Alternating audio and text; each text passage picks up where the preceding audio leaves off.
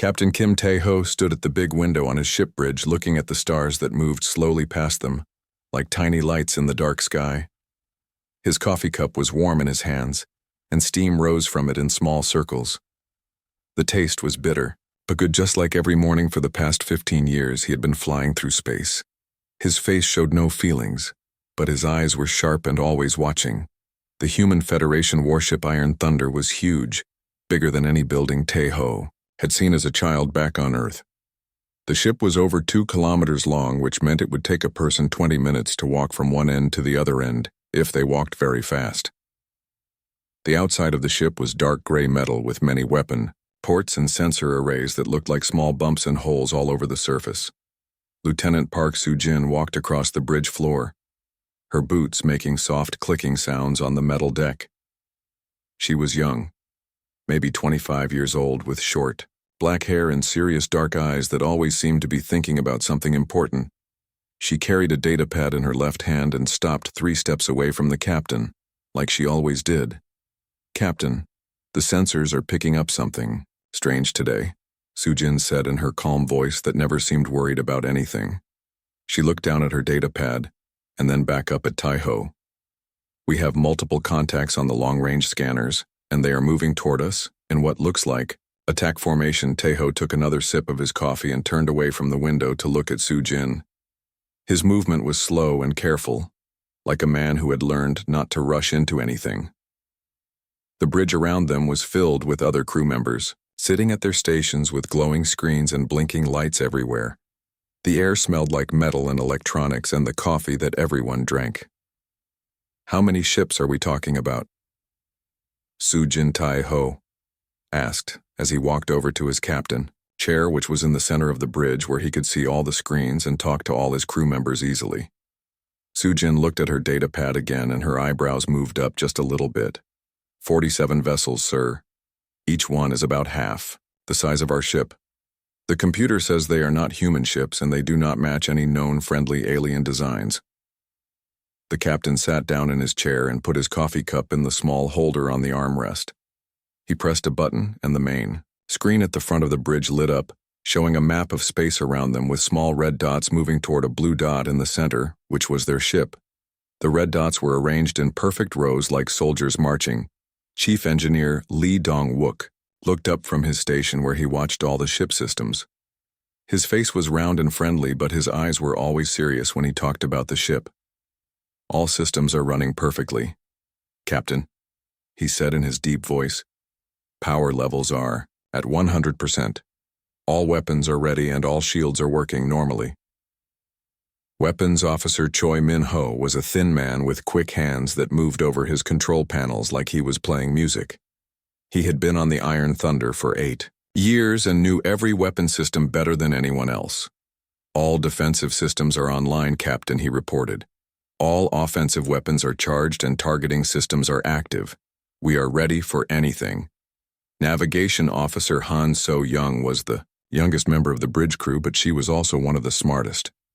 She could calculate jump routes in her head faster than most computers could do it.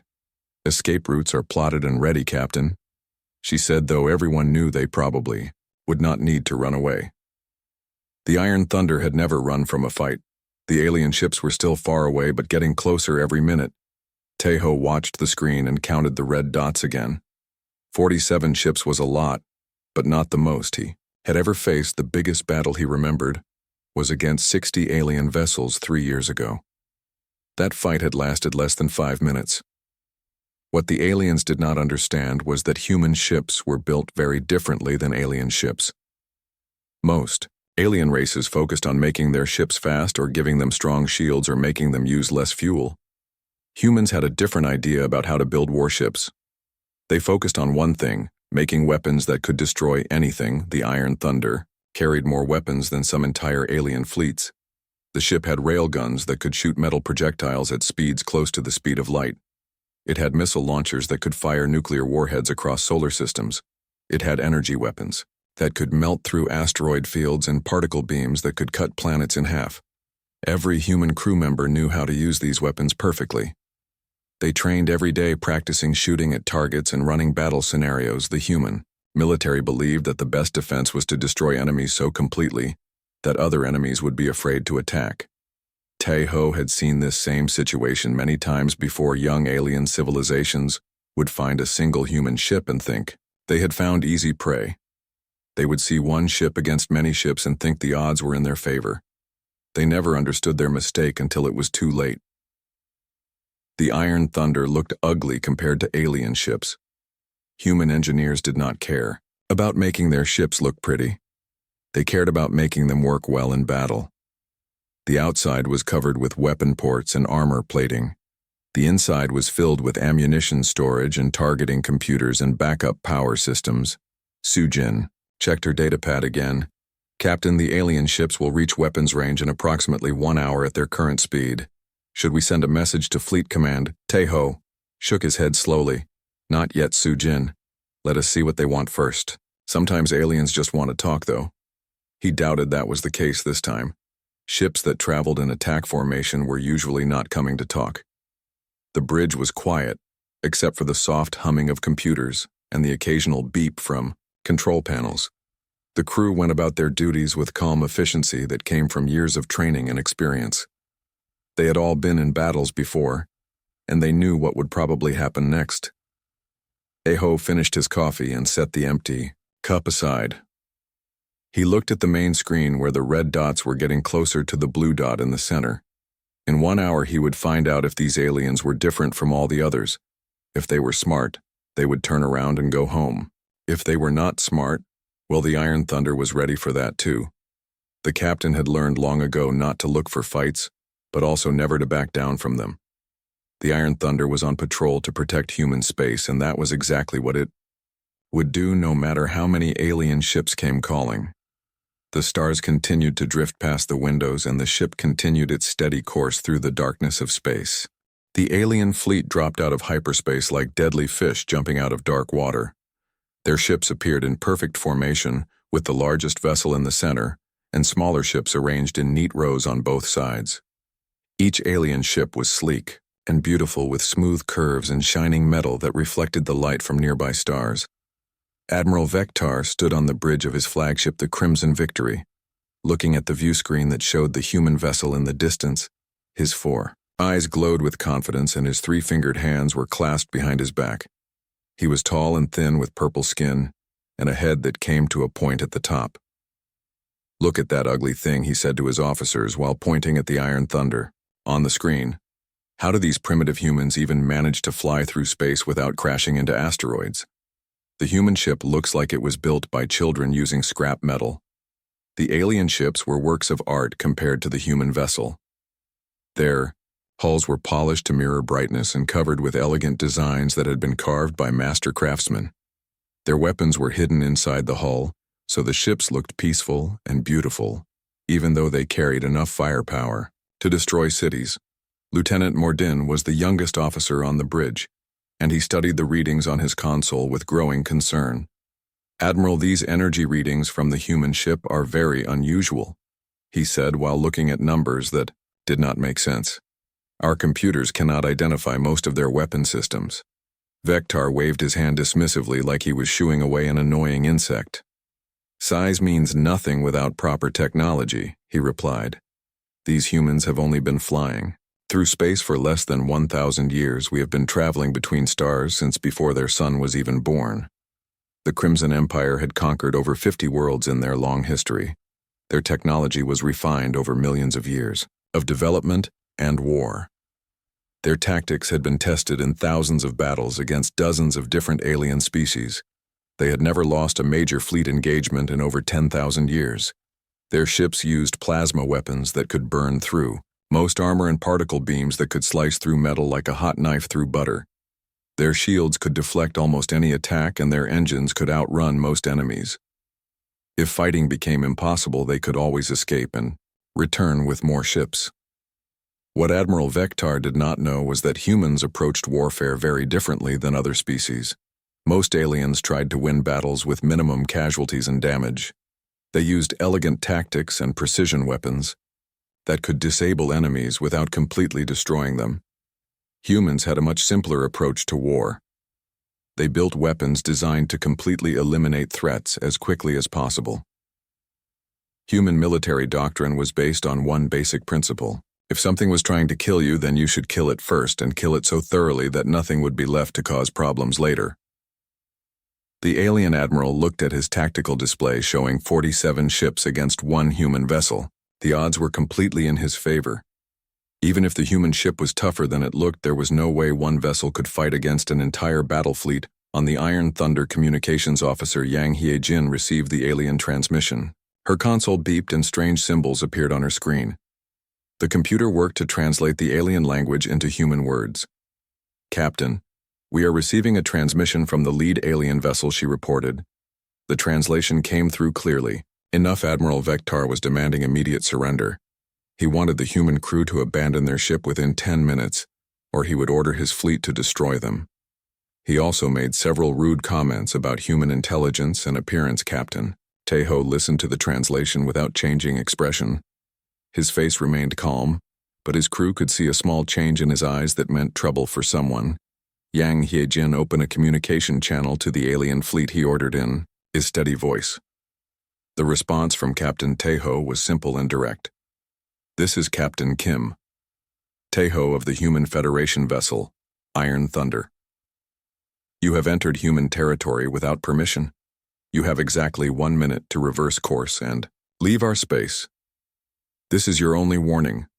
When Admiral Vector heard the translation, he actually laughed out loud. The sound echoed through his bridge and his officers joined in the laughter. One human ship was giving ultimatums to his entire battle fleet. The arrogance was almost funny if it was not so stupid. The alien admiral had heard stories about human aggression, but he had never believed them. Stories were just stories, and facts were facts. The facts were simple. One alien ship might be equal to one human ship, but 47 alien ships could easily destroy one human ship. Mordin tried one more time to get his admiral to listen to his concerns. "Admiral, the power readings from that ship are unlike anything in our databases. Perhaps we should try diplomatic contact before engaging in battle."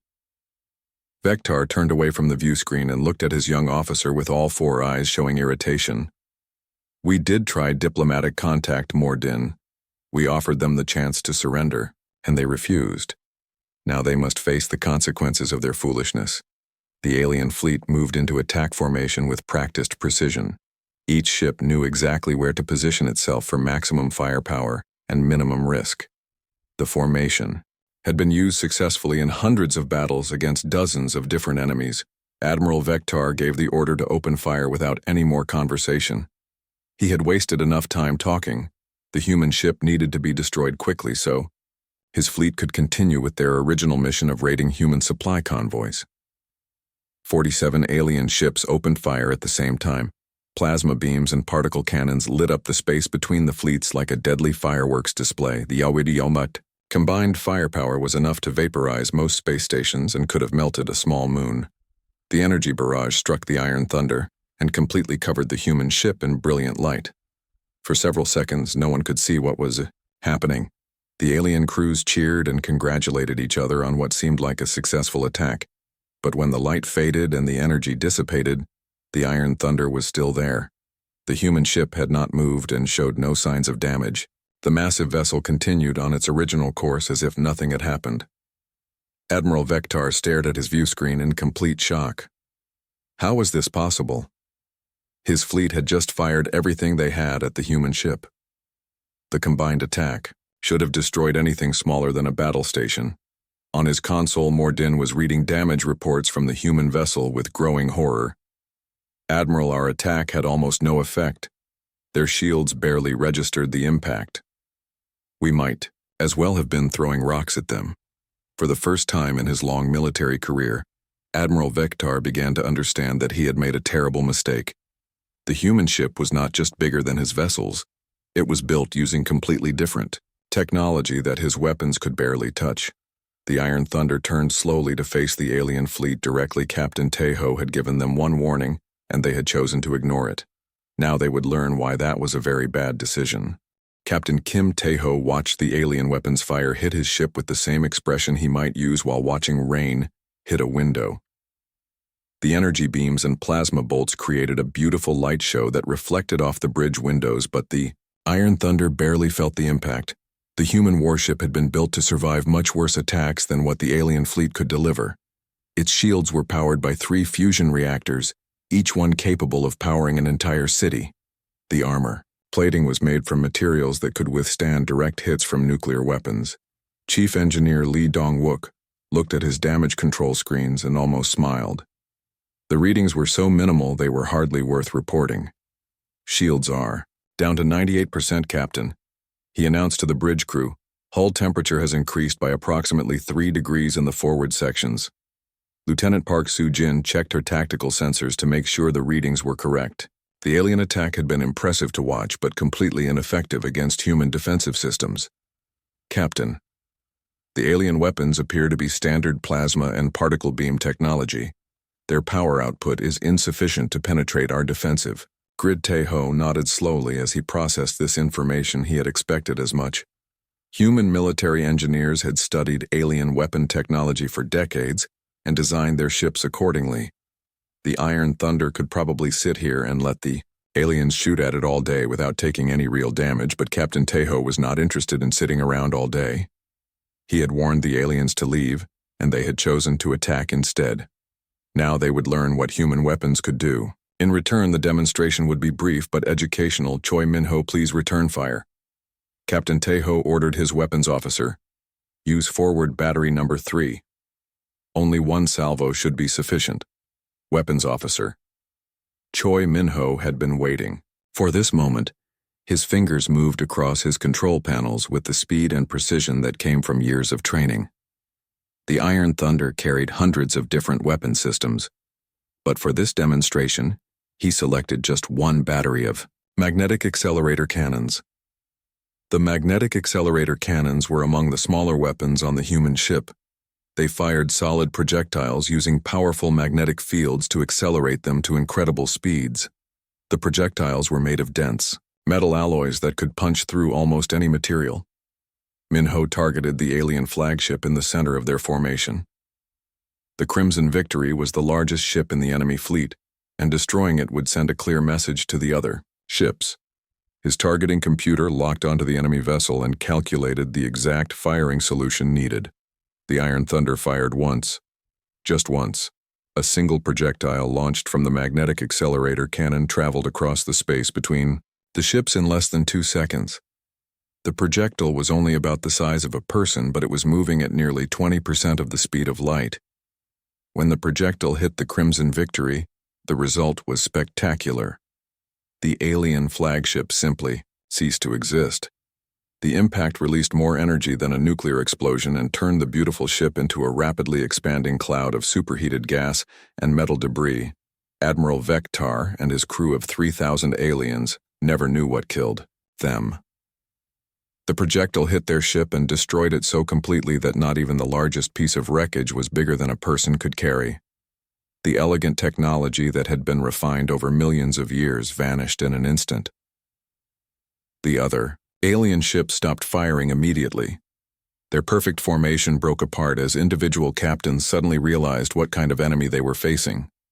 The stories they had heard about human weapons were not exaggerations. They were, if anything, understatements of the truth. On the bridge of the Iron Thunder, the crew watched the destruction with professional interest. This was not the first time they had seen alien ships destroyed by human weapons, and it probably would not be the last. The demonstration had been effective and educational. Min-ho reported the results to his captain. Target, eliminated. Sir, forward battery number 3, performed within normal parameters. All other weapon systems remain ready for additional firing if needed. Captain. Tae-ho opened a communication channel to the remaining alien ships.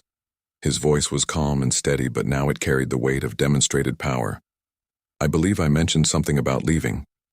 He said you now have 30 seconds to begin your retreat. The alien fleet was in complete chaos. Ship captains were shouting orders at their crews while trying to understand how the humans had destroyed their flagship so easily.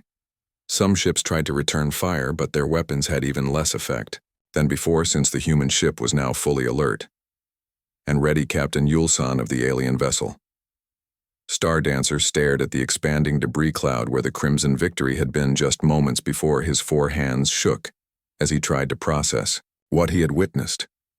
The most powerful ship in their fleet had been eliminated by a single shot from one of the human weapons. His science officer was frantically scanning the human ship, trying to understand their technology. "Captain, the energy. Readings from their weapon systems are off our measurement scales," he reported. "They have weapons we cannot even classify. Our computers do not have categories for this level of destructive power." Meanwhile, other alien captains were reaching the same terrible conclusion. The human ship was not just bigger and tougher than their vessels. It was built using a completely different approach to warfare. Where alien ships balanced speed and defense and firepower, the human ship had focused entirely on destruction. Lieutenant Commander Zekvor of the Night Falcon tried to maintain formation discipline, but his crew was already preparing for emergency hyperspace jump procedures. The morale of the entire fleet had been shattered by the loss of their flagship and the demonstration of human weapon superiority. The aliens had made a fundamental error in their understanding of human technology. They had assumed that since humans were a young species, their technology would be primitive and weak. What they did not understand was that humans had focused all their efforts on building better weapons. While alien civilizations had spent millions of years developing art and philosophy and elegant engineering solutions, humans had spent their brief time in space creating increasingly powerful ways to destroy their enemies. Human warships were not built to explore or trade or impress anyone. They were built to eliminate threats. Captain Tae-ho checked his chronometer and noted that 20 seconds had passed since his ultimatum. The alien ships were moving now, but they were not moving fast enough. Some were trying to flee, while others seemed to be preparing for another attack. Lieutenant Sujin reported that several alien vessels were charging their weapons again. "Captain, it appears some of the enemy ships are not planning to retreat. They are powering up for another attack." Tae-ho was not surprised. Some alien commanders were too proud to retreat even after seeing what had happened to their flagship. They would rather die fighting than live with the shame of running away from a single human ship. "Very well, then," Tae-ho said as he turned to his weapons officer. "Minho, prepare for full engagement. All weapon systems are now authorized for use. Show them what the Iron Thunder is really capable of."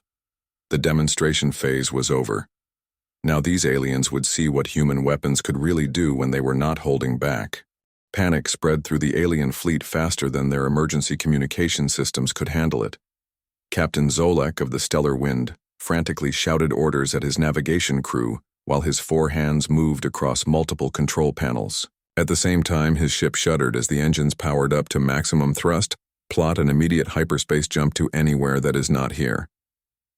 Zolek screamed at his navigator, "I do not care where we end up as long as it is far away from that human monster ship." His voice cracked with fear as he watched the debris from the Crimson Victory still expanding in all directions. The navigator was a young alien named Dexri who had never been in actual combat before. Her three eyes were wide with terror as she tried to calculate a safe hyperspace route while her ship rocked from emergency acceleration. "Sir, the hyperspace calculations need at least 5 minutes to ensure we do not crash into a star or planet." 5 minutes. Zolek looked at his view screen where the human ship was turning toward his fleet like a predator, selecting its next victim. "We do not have 5 minutes. Just pick any coordinates and get us out of here before they decide to shoot at us on the Star Cruiser night." Striker Commander Yexra was having similar problems. Her science officer was staring at his instruments in complete confusion, trying to understand how the human weapon had worked. "Commander, our sensors cannot explain what just happened. The human ship fired a single projectile, but the energy release was impossible."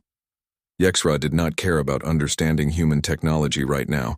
She only cared about keeping her ship and crew alive. "Emergency power to engines," she ordered. "All non-essential systems shut down immediately. Prepare for combat hyperspace jump on my command." The alien ships had been designed for elegant space travel and graceful combat maneuvers. They were not built for the kind of desperate emergency actions their crews were now attempting. Several ships collided with each other as they tried to turn around and flee. At the same time, Lieutenant Morden was now the senior officer on the alien side, since Admiral Vector had been vaporized along with his flagship. The young alien was trying to coordinate the retreat while dealing with his own ship preparations. All vessels, this is Acting Fleet Commander Mordin. Implement emergency scatter protocol. Repeat emergency scatter protocol. The emergency scatter protocol was designed for exactly this kind of situation. When faced with overwhelming enemy forces, alien ships would split up and flee in different directions to make it harder for enemies to target them all. It was a sound tactical plan that had saved many alien fleets in the past, but the aliens were about to learn that their traditional tactics did not work very well against human technology. The Iron Thunder was not like other enemy ships that could only track a few targets at once. The human Warship could simultaneously target and destroy hundreds of enemies without any difficulty. Captain Teho watched the alien fleet beginning to scatter and shook his head slowly. The aliens were making another mistake by assuming that human technology worked the same way as alien technology. They thought that if they spread out, it would be harder for his ship to attack them all. Lieutenant Park Sujin was tracking the alien movements on her tactical display. Captain, the enemy vessels are attempting to scatter. They are splitting into groups of 3 or 4 ships each and heading in different directions. Several ships are charging their hyperspace drives. Navigation Officer Han So-young calculated the enemy escape vectors and displayed them. On the main screen, Captain, at current acceleration rates, the first alien ships will reach minimum safe hyperspace distance in approximately 4 minutes and 30 seconds. That was more than enough time for what Captain Teho had planned. He turned to his weapons officer and gave the order that would end this encounter. Minho, target all remaining enemy vessels. I want a complete targeting solution for every ship in their fleet. Weapons Officer Choi. Minho smiled as his fingers danced across his control panels. This was what he had trained for during countless hours of simulation exercises. The Iron Thunder weapon systems were designed to engage multiple targets simultaneously, and he knew exactly how to use them. Targeting systems online. Captain Minho reported, all 46 remaining enemy vessels are locked. Missile systems are loaded and ready. Railgun batteries are charged. Energy weapons are powered and aimed. Fusion warheads are armed and prepared for launch. The human ship carried enough firepower to destroy a small fleet of enemy vessels many times over. Its weapon systems included railguns that fired metal projectiles at incredible speeds, missile launchers that could send nuclear warheads across solar systems, and energy weapons that could slice through multiple enemy ships with single shots. Captain Teho had no intention of letting any of the alien ships escape to report back to their government about human defensive capabilities. The aliens had attacked a human ship in human territory, and now they would face the consequences of that decision. Meanwhile, the alien crews were discovering that their ships could not accelerate fast enough to reach safety. Commander Yex Ra watched her speed indicators with growing despair as she realized her ship would need at least 6 more minutes to reach hyperspace jump distance. The human weapons have longer range than anything in our database. Her tactical officer reported, Commander, they can probably hit us from twice our current distance. Their targeting systems appear to be locking onto our ships right now. Captain Zolek was having the same realization on his ship. The Stellar Wind was one of the fastest vessels in the alien fleet, but it was still not fast enough to outrun human weapons. All ships, this is Captain Zolek, he broadcast on the emergency frequency. The humans can reach us anywhere within this star system. We cannot outrun their weapons.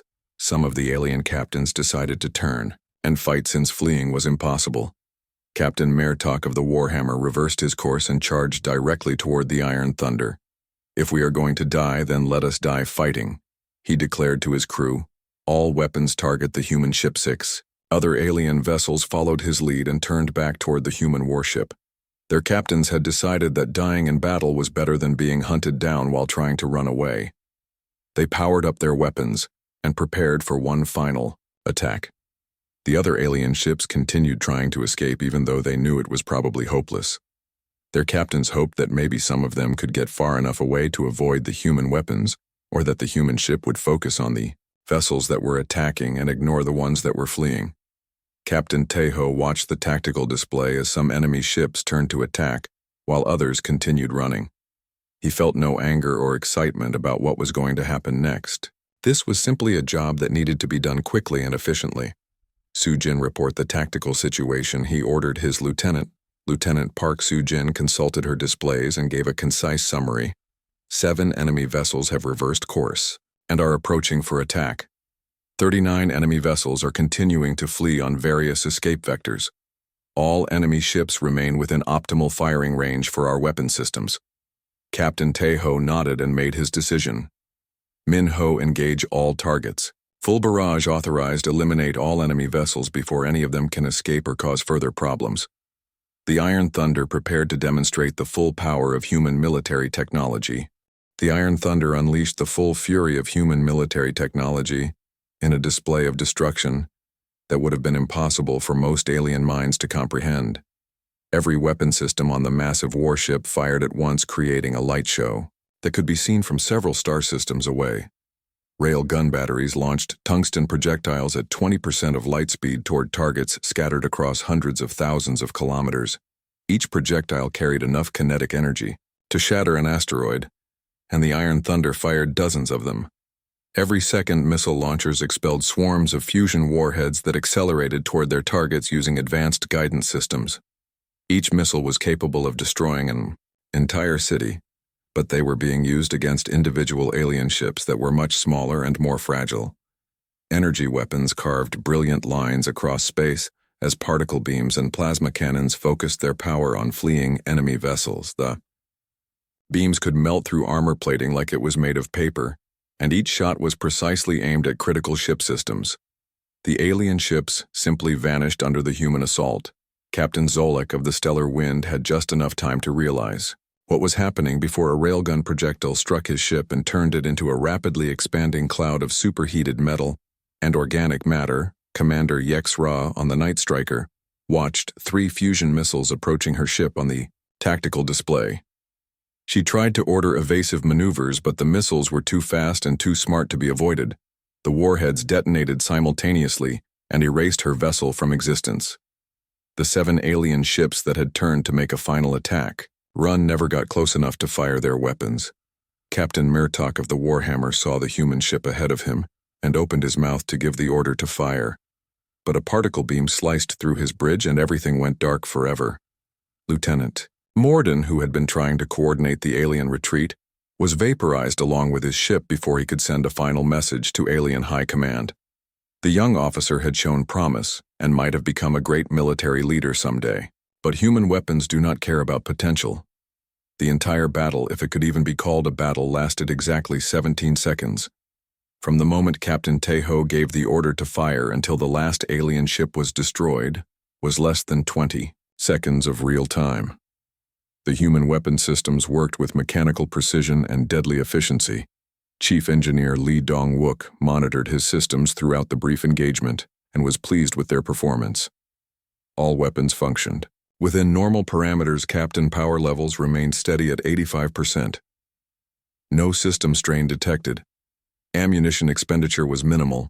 That was perhaps the most terrifying aspect of what had just happened. The Iron Thunder had eliminated an entire alien battle fleet and barely noticed the effort. The ship could have destroyed 10 times as many enemies without putting any stress on its systems. Weapons Officer Choi Min-ho secured his weapon systems and returned them to standby mode.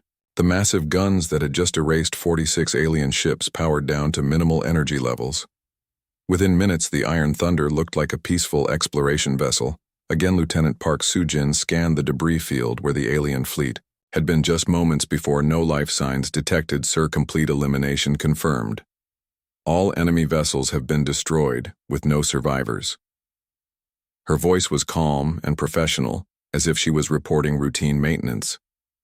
Captain Tae-ho felt no satisfaction or regret about what had just happened.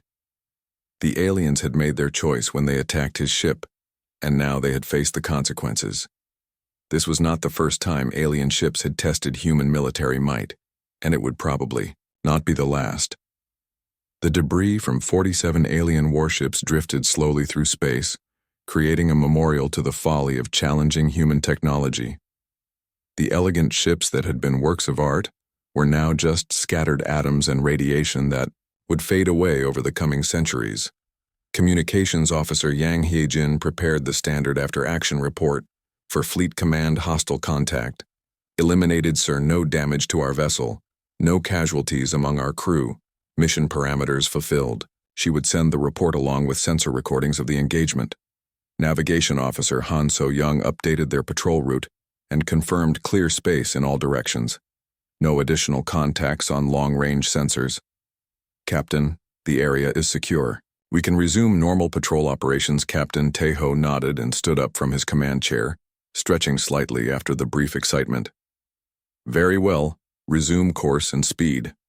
All stations returned to standard operational status. He picked up his coffee cup and walked back to the viewport. The stars looked the same as they had before the alien fleet arrived. Beautiful points of light in the endless darkness of space.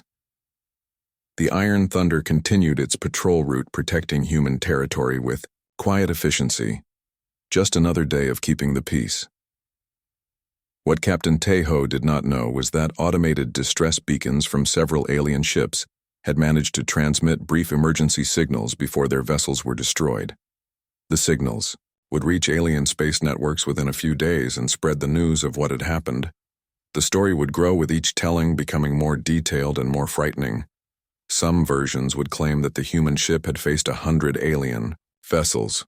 Some would say the battle had lasted for hours, but the core facts would remain accurate. One human warship had faced an entire alien battle fleet and destroyed it completely without taking any damage.